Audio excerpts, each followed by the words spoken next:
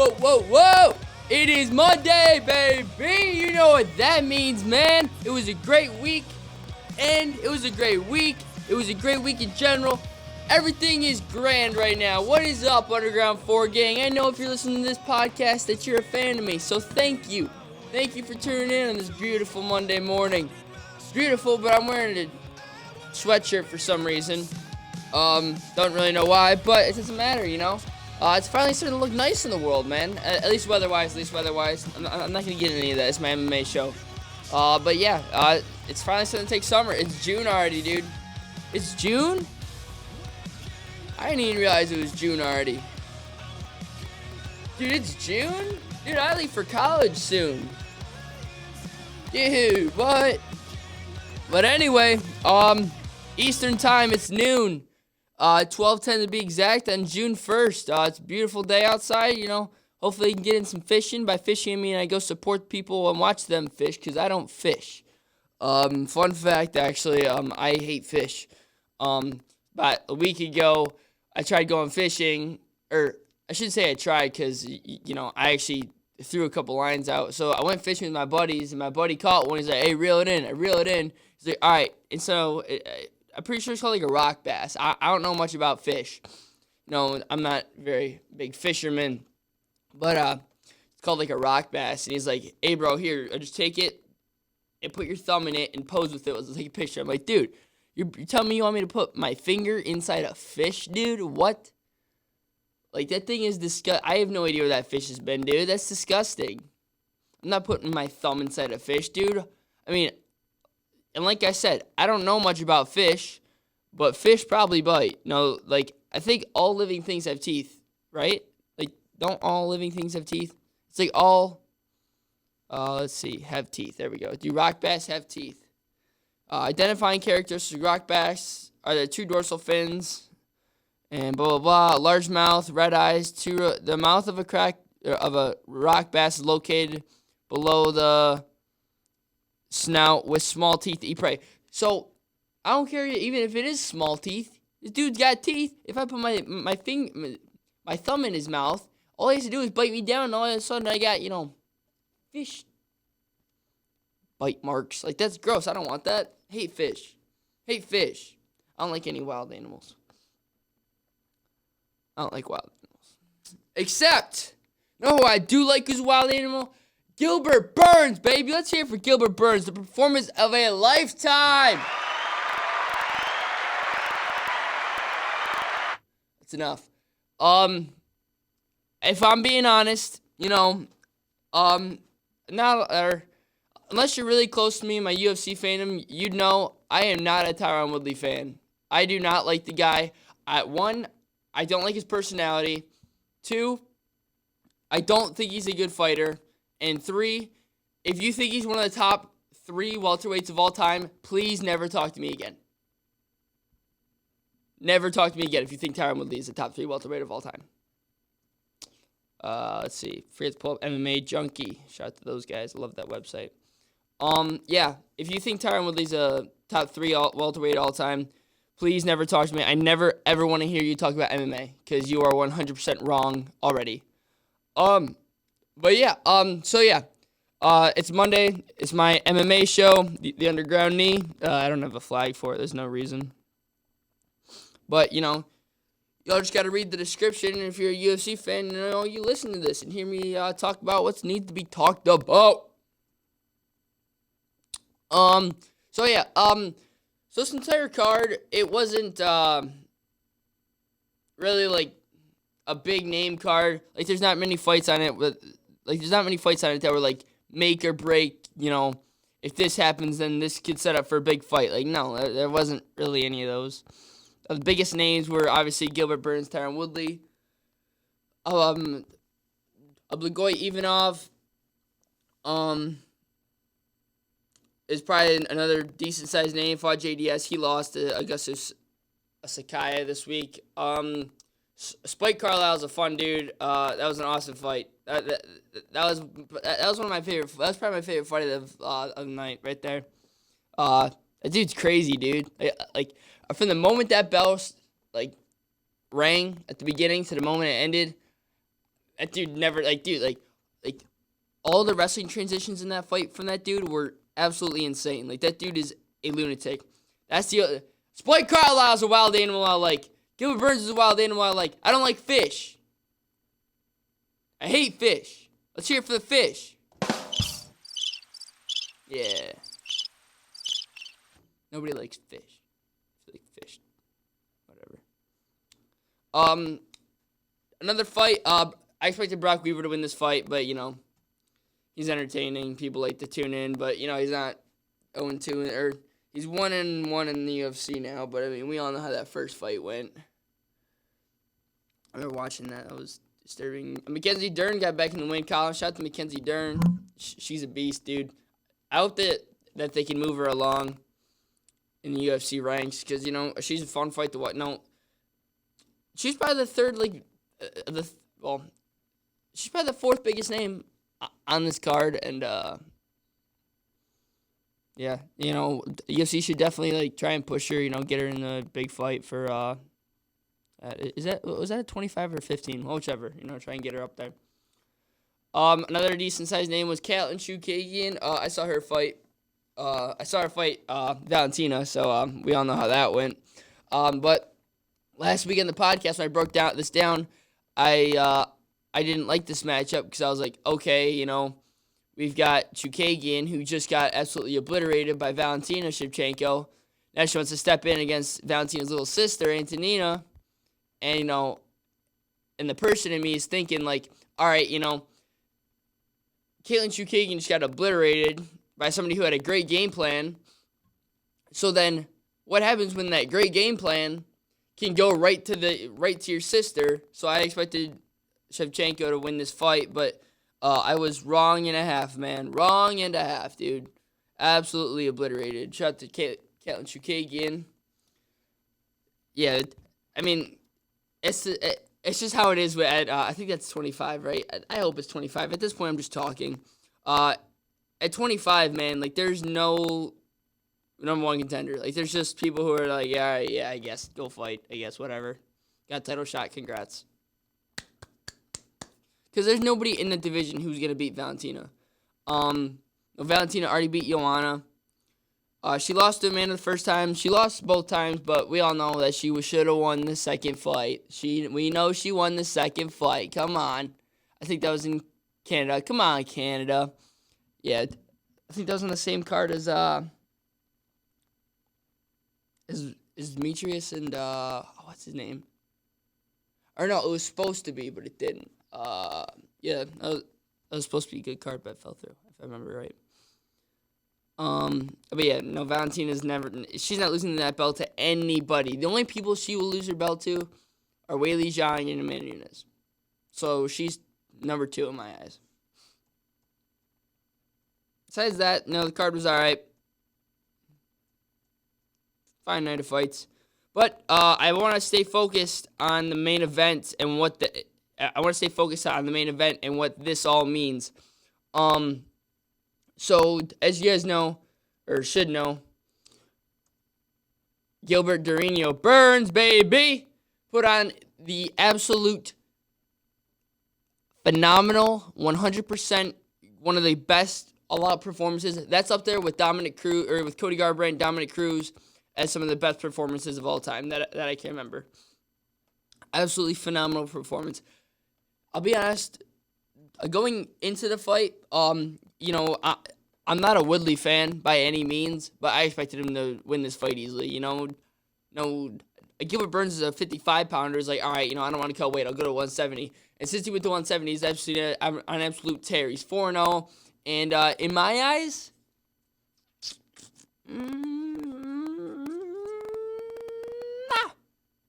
probably getting the next shot. Probably. The only thing about it is I don't know if the UFC is going to want to do it, because it's going to be Gilbert Burns versus teammate and good friend Kamaru Usman. So there's not going to be any trash talking. Everybody's going to be nice to each other. But it's all respect. But I don't know if the UFC will want to do that. I personally don't care. It's a great stylistic matchup. I'd love to see it, but I don't know if the UFC will. But I want to stay focused on the 170 division right now. The 170 division right now, the top 5.5, 6 I get, or the top 6 are absolutely awesome. I don't know what, like, if I'm Sean Shelby right now, I am terrified because I have no idea what I'm going to do. He's obviously, all right, here's the top 6. He's got a Kamaru Usman at the belt. Tyron Woodley's at 1, but we all know it's going to change. Tyron Woodley, Colby Covington, Jorge Masvidal, Leon Edwards, Stephen Thompson, and Gilbert Burns. Right there, that top 6 is killer, dude. That and lightweight. That lightweight and I'll say bantamweight. Yeah, bantamweight. 2 most stacked divisions, 3 most stacked divisions, 100%. With the welterweight division, Tyron Woodley said on an Instagram live, he said that his exact words were, I have a weird piece for somebody who just got absolutely destroyed. And, I've never been a fighter, but, it's I can kind of take it for what it's worth and say that Tyron Woodley is done. No, maybe he's going to keep fighting just to keep fighting, but he's never going to be that number 1 contender ever again. Ever. So that is why I think right now Tyron Woodley should just go out of the equation. That's what I think. So then that way, you got Gilbert Burns should fight Kamaru Usman in the main event. Co-main event, Colby Covington, Leon Edwards. That's what I'm thinking. Now, I know a lot of you are thinking, I'm leaving Jorge Masvidal out of the equation.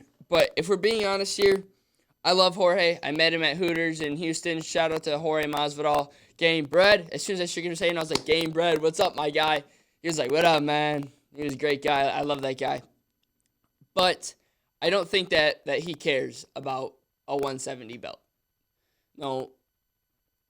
I'd say right now the top 3 superstars in the company are Conor McGregor, Jorge Masvidal,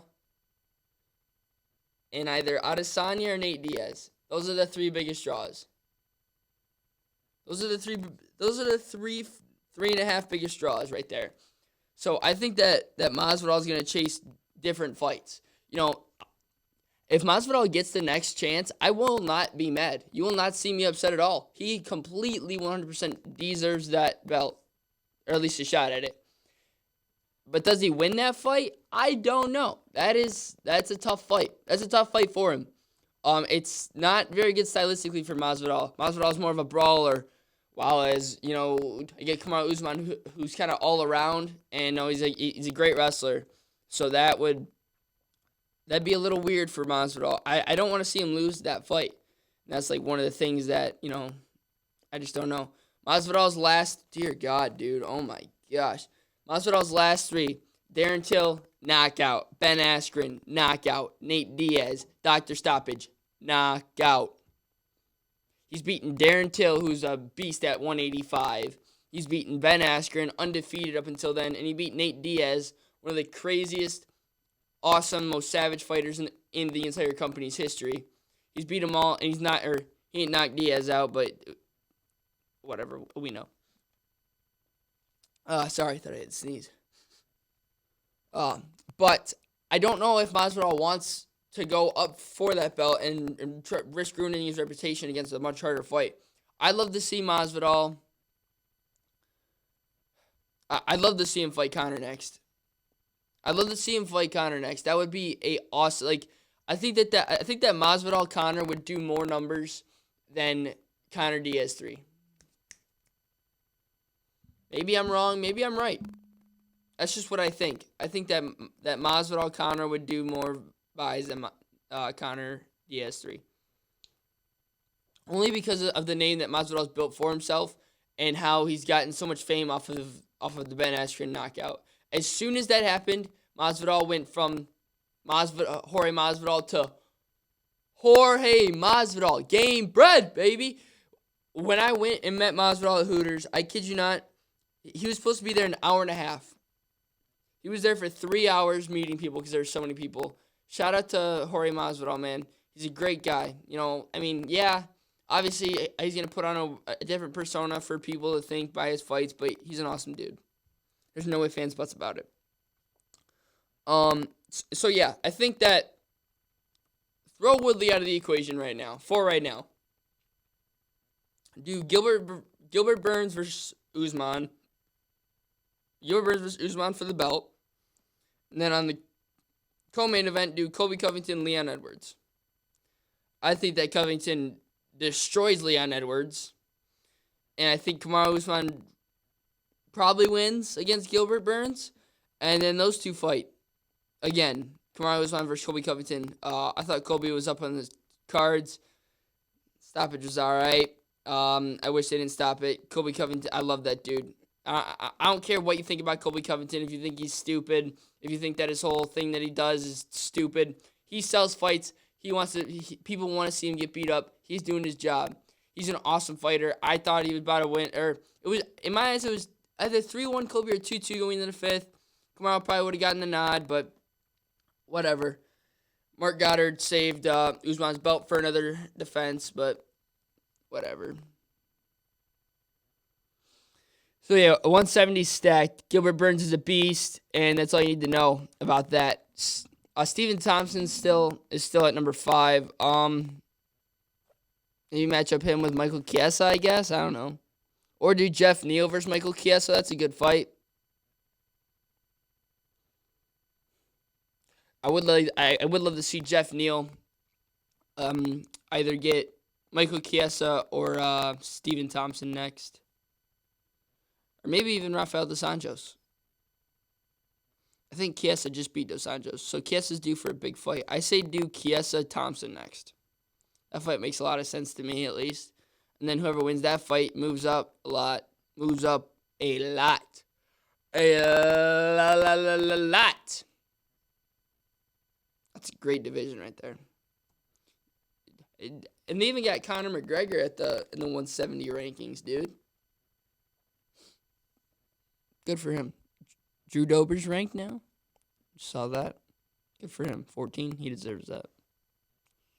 Match up him with Gregor Gillespie. Or Ally Quinta. I like those. Or Don Cerrone. I like that. But anyway. What are some other things that are going on in the MMA community right now? Let's see. Oh yeah, Jon Jones. How did that slip my mind? Yeah. So as you guys know, Jon Jones has been petitioning for a fight against Francis Ngannou, and he wants a big money fight. Jon Jones is making. I think his last fight he made like $600,000 or something like that. Take it how you want.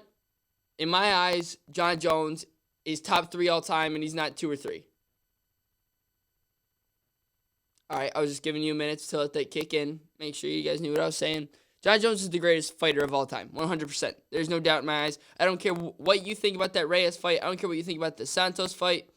I don't care what you think about the Smith fight. I don't care what you think about his past. Name another fighter who's done what he's done. He's never lost a fight, and that fight does not count as a loss. He was destroying Matt Hamill, and, he got carried away. Sure, it's a loss on the record, but nobody's ever beaten him. It's a loss on his record, but he has never gotten beat. There's a difference between a loss and getting beat. Jon Jones has never gotten beat. Sure, he has a loss, but he's never gotten beat. But what Jon Jones is saying is he's talking about how in Deontay Wilder's last fight against, I think it was Wilder, right? Yeah. In Wilder's last fight against Fury, he made what was it, $30 million, and Jon Jones thinks he deserves that. Is he worth $30 million? No. Maybe he's worth $30 million in a Francis Ngannou fight or in a Adesanya fight, but no, he's not worth $30 million. Maybe 20. If he's asking for $20 million. Give it to him. Please give it to him. I want to see the guy fight. But if we're being honest right here, man, I don't think he's worth $30 million, but I think he's worth a lot more than what he's getting. He's worth $20 million easy. 25, if he can get some good stuff going. 30, that's really pushing it. Now, in my eyes, it goes like this. Like, the UFC is obviously a business, so Jon Jones has to sell fights to make money. Jon Jones isn't like the type of guy to promote a fight like Conor McGregor would. And Conor McGregor's making the 100 million, 80 million. I think he made 80 million for the Cowboy fight. He's making 80 million for that fight because he promotes that fight. He's a huge draw. Jon Jones is a huge draw in the MMA community, but he's not a big draw in the world. Conor McGregor is a big draw in the world. There are, like, my mom even knows who Conor McGregor is. My dad knows who Conor McGregor is. He knows who Jon Jones is. Like, my grandma knows who Conor McGregor is. My 7-year-old brother knows who Conor McGregor is. Everybody knows who Conor McGregor is. I don't care who you are, what you are, why you are, what your name is, where you're from. You know who Conor McGregor is.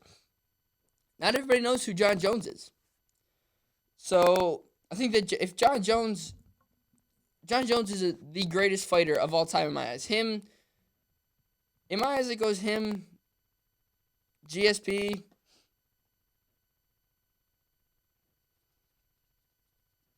Anderson Silva. Sure, I don't care what we think about Silva now. I'll get to that in a minute. But, he's one of the greatest of all time. There's nothing you can tell me that will change my mind. But Jon Jones told the UFC last night over Twitter that he wants to relinquish his belt and to not contact him until they give him the fight and the money that he deserves. I don't know if I want to see him fight Francis Ngannou. I don't know, because that fight is I feel like that fight has weird Stipe vibes, but at the same time it's got Jairzinho Rosenstrike vibes. Anybody can get knocked out by a punch by Francis Ngannou. Any human being on the planet Earth. But Jon Jones is a walking, talking computer. He's not going to get knocked out. Jon Jones knows what punch is coming, how fast it's coming, what angle, the tangent, the cosine, the cosecant, whatever math term you want to put. Jon Jones knows what's coming. And so Francis Ngannou is going to have a real hard time with that because Francis Ngannou is a one-trick pony. He's going to knock you out in 25 minutes or it's going to be a 50-44.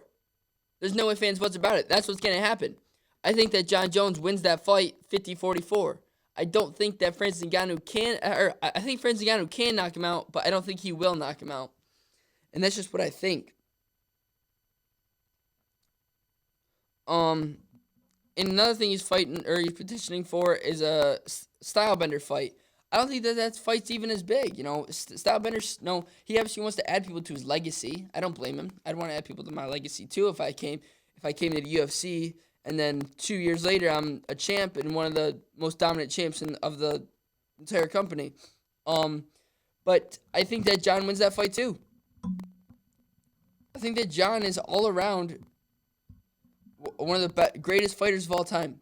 IQ, striking, grappling, stamina. I don't know anything else to say.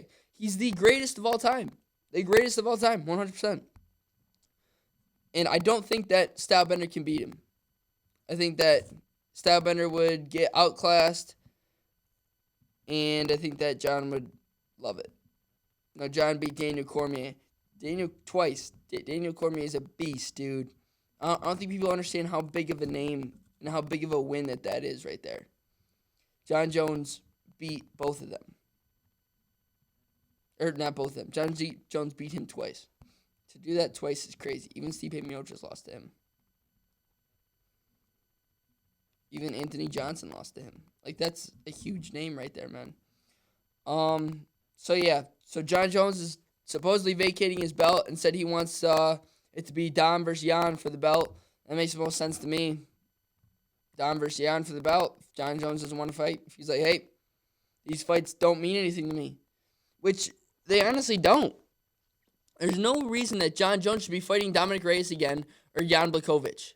Jan Blachowicz versus Jon Jones? Who's going to buy that fight? I mean, I'll buy the fight because I'm a Jones fan.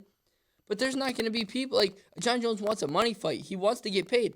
Jon Jones's brothers are two, or Jon Jones's brother, I think he's on the Cardinals. Chandler is one of the best defense. I think he's either a defensive end or a linebacker. He's one of the best defensive ends or linebackers in the entire league, and he's making what, $20 million a year. Jon Jones wants that.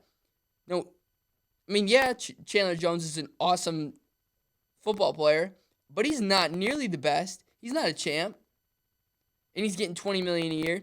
Jon Jones is the best. He is the champ. He's never lost a fight. He's making $600, maybe $1 million a fight. And say he fights twice, that's $2 million a year, man. I don't know. It's tough for Jon right now, but I hope he comes back. It's obviously a plea for some more money, just like Henry Cejudo did after he beat Dominic Cruz a couple weeks ago. But I think that Jon's serious because Jon is a great person. I don't care what you think about his past. He's an awesome guy, and he deserves something like this. It's tough for him, man. And I hope he gets that one of those big fights. I hope Dana White pays him. He deserves it, 100%. What else? Oh yeah, another thing that happened was Anderson Silva called out Conor McGregor this past week to do a catchweight fight at 76, and at 76, and like 2 days later, Conor McGregor said that he agreed. I just want to start out with saying that I am a Conor McGregor slappy, if you haven't figured that out by now. And I think that he is no, I shouldn't say that, but, I think that he's wholeheartedly my favorite fighter of all time. Conor McGregor got me into the sport, and the day he leaves will be one of the saddest days of my life. I remember the day he retired, I cried. When he lost to Floyd, I cried. When he lost to Khabib, I cried. When he beat Cowboy, I cried. It's just what happens with Conor. But anyway, Silva called out Conor to a 176 fight a couple days later. Conor quoted the tweet and said that he agrees. So I want to start out by saying that I saw a post about it on Instagram, and I commented what I thought, and like 4 days later, my phone is still blowing up by people calling me idiots. I will tell you guys what I commented.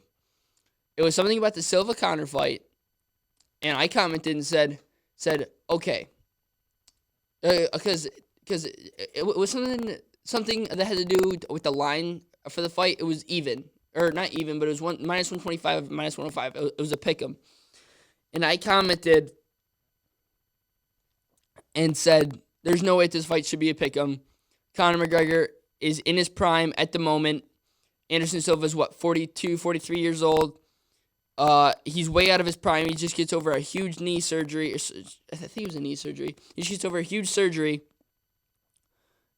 And at this point, I would love to see this fight for Conor because it's an easy win for him.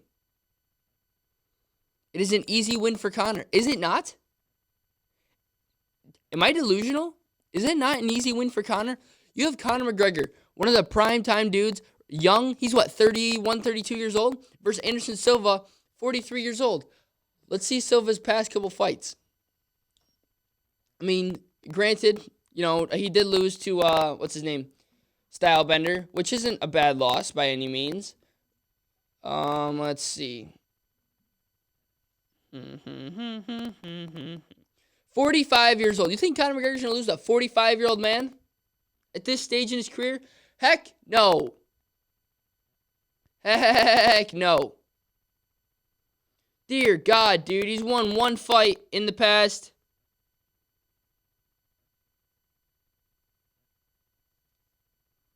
7 years. And you think he's going to lose to Conor McGregor? Sure, he's lost some big names. Chris Weidman, Nick Diaz, Michael Bisping, Daniel Cormier, Derek Brunson. He beat Derek Brunson, lost to Adesanya, lost to Cannonier. And you think he's going to beat Conor McGregor? Conor McGregor, dude? You lose to Michael Bisping, you think he's going to beat Conor McGregor? And it's at 176. That was another thing. I commented and said, all right, this fight's going to be at 176. Like, dude, Conor just fought at 170, and Conor looked bigger. I mean, sure, he's not a Darren Till-sized 170-pounder, but Conor McGregor's not a small 170-pounder. He's not big by any means, but he's a good size. And I said, okay, Conor McGregor was a good size at 70. It's what he walks through. I think he walked. Conor McGregor wouldn't have to cut weight at all for this fight. He would be yoked. And then there's one guy who commented back at me. He's like, oh my God, you're so stupid, blah, blah, blah, blah, blah. No way Conor wins at 76. If this fight's at 70, he'll win easily. I'm like, what? You think 5 pounds that Silva's going to cut is going to have a huge difference like that? No way. No way, bro. Absolutely 100% no way. Conor McGregor wins that fight 10 times out of 10. I respect Anderson Silva. I think he's top 3 of all time. But there's no way he beats Conor McGregor at this stage in his career. 5 years ago? Maybe. This stage in his career, 45 years old, Conor McGregor's right in the prime, 32 years old or something like that. No way Conor loses that fight. No way. It's probably not going to happen. But just the fact of the matter that 5 days later, I still get people coming at me and yelling at me, saying how dumb I am. Yeah, and there's one guy he's like, oh my gosh, I can't see it on all these casuals and whatnot, blah, blah, blah. Can't see it on all these casuals who think they know stuff. Like, dude. What? What don't I understand? Conor McGregor is not a small 70-pounder. He's not a big 70-pounder by any means. But he would absolutely obliterate. First round knockout, one punch, 25 seconds, Anderson Silva right in this stage in his career. If you think otherwise, then you are as dumb as somebody who thinks Tyron Woodley is top 3 welterweights of all time. That's just all I'm saying. That's all I'm saying. I don't think that fight will happen. Next for Conor, I'd say is either Masvidal or Diaz. No, probably not a Kamaru Usman anymore because of the whole Gilbert Burns thing. He won. He's his training partner. They'll probably get that done easily. But, yeah. It's so stupid to me. People who think that I'm an idiot because of that. I feel like that's a pretty normal thing. Who's going to win a fight? An old washed up dude who's won one fight in 7 years? Or the first ever double champ right in his prime to the notorious Conor McGregor? Take it how you want. That's just what I think. You're here to listen to me talk. If you think I'm an idiot, so be it. Last thing we're gonna talk about is the schedule. We got UFC 250 coming up this weekend. It's a solid card. No, the main event could be better, but it's a solid card. We got Cody Garbrandt's coming back. No love, baby. Let's get it. I hope he gets back in the win column, man. He needs a fight, or not a fight. He needs a win, bad. Andy's got a beard right now to protect his chin, so that's a good thing. Saw that on Twitter. I thought that was hilarious. We got Corey Sandhagen versus Aljamain Sterling. That's the number 1 contenders fight. Whoever wins that fight is going to get the winner of Jan and Aldo. Which, didn't talk about that. Aldo and Jan. What? Why?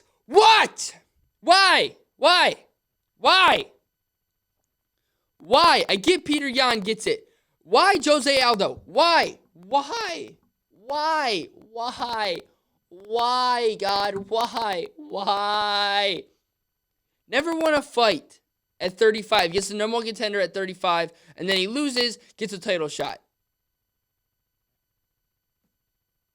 It was already bad enough he was getting one against Cejudo, but then that fell through. And now he's getting one. Again. Makes no sense. Hopefully Jan wins that fight, and then we got Sandhagen, Sterling, the winner of that fight, fights Jan after he wins. Fingers crossed. Whatever. Neil Magny, I don't like Neil Magny. Sean O'Malley versus Eddie Wineland, that's a good fight. Every time the Sugar Show comes around, it's awesome to watch. That dude's entertaining as all entertaining can be. I can't wait to see him fight. Especially a decent-sized name like Eddie Wineland. One thing I do respect about Sean O'Malley is he's not going to do a dare until. He's not going to get pushed into his top competition real quick early in his career and then get absolutely destroyed. He wants to take it slow, take it easy, build his name up. So right now he's Wineland. Next one be bigger. Next one be bigger. Then probably after this fight he'll get 2 more fights and then title shot in my eyes. Chase Hooper's on this card. He's beast. Ian Heinisch, beast. Brian Keller, Cody Stamann. Shout out to Cody Stamann, man. Woo! I'm pulling for you, dude. Pulling for you, Cody. Brian Keller's not going to know what hit him.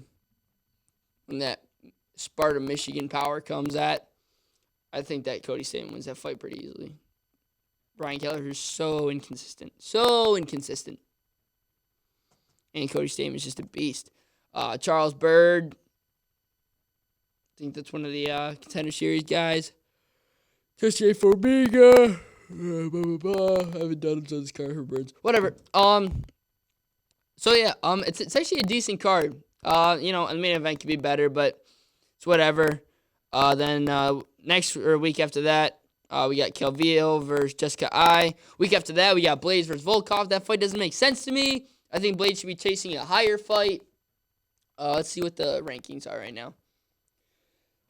Yeah, Blades is 3 and he's fighting 7 after he just beat Junior Dos Santos.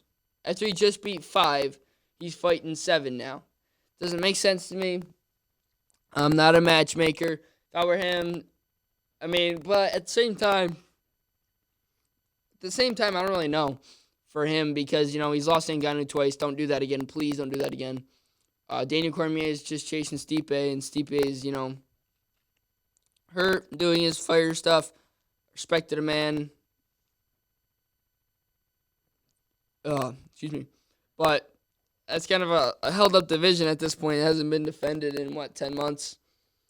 I'd love to see Stipe versus Cormier fight.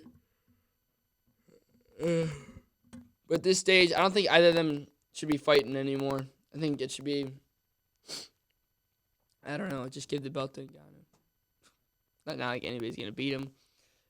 Francis Ngannou's two Ngannou's two, most dangerous opponents should be fighting right now.